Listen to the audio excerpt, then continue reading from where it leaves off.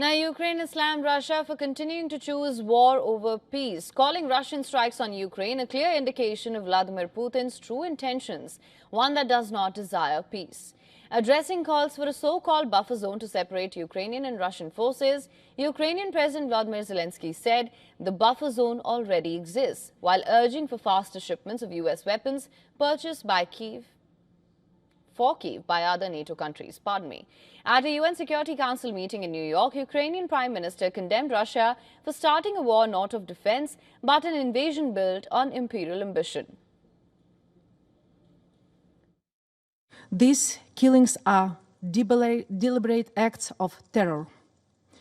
It's an informed decision taken by Moscow to continue its systematic campaign to terrorize civilians and extinguish any semblance of normal life.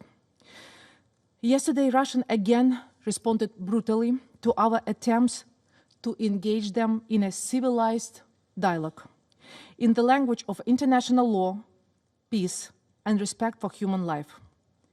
Russia continues to choose killing over ending the war. European leaders are vying to step up pressure on Moscow, with French President Emmanuel Macron saying that if Putin does not agree to a summit with Zelensky by Monday, it would mean he has played US President Donald Trump. At the end of the long meeting we had together a few weeks ago in Washington, the call led to this proposal from President Putin to President Trump: I will see President Zelensky. If this is not fulfilled on Monday, the deadline set by President Trump, I believe that once again it will mean that President Putin has played President Trump. France and Germany will provide more air defense hardware for Kyiv after Moscow's recent airstrikes with German Chancellor Friedrich Merz, warning that the war could go on for many more months. Additionally, EU's proposed plan to conduct military training if the truce is agreed upon. The White House has defended Trump's push for a peace summit between the two warring sides, saying that no president in history has done more to advance the cause for peace. Such an absurd question. President Trump has achieved 7 peace deals in 7 months. No president in history has done more to advance the cause of peace. He's been nominated by multiple world leaders for the Nobel Peace Prize.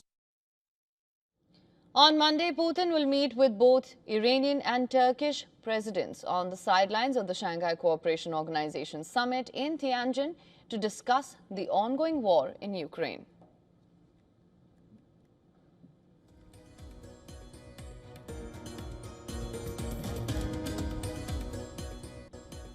For latest news, download the WION app and subscribe to our YouTube channel.